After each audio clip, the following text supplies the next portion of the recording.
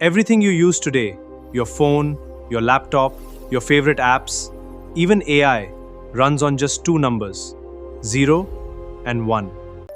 Your computer doesn't understand English. It doesn't understand Python. It only understands one language: binary. Think about a simple light switch. It has only two states: off or on. Computers work exactly the same way. Inside every computer, there are billions of tiny electronic switches.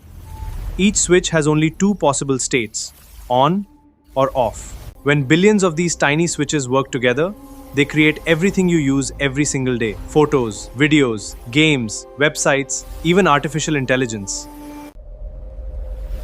Each on or off signal is called a bit.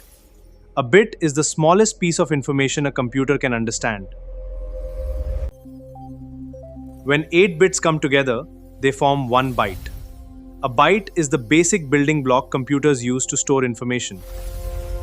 When you buy a phone with 128 gigabytes of storage, you're actually getting billions of bytes working together to store your photos, your videos, your apps, and everything else. Every computer makes decisions. Is this correct or not? True or false? This simple idea is called Boolean logic. Now you know how computers think. But where does this information live? In the next episode, we'll explore computer memory and discover what a variable really is.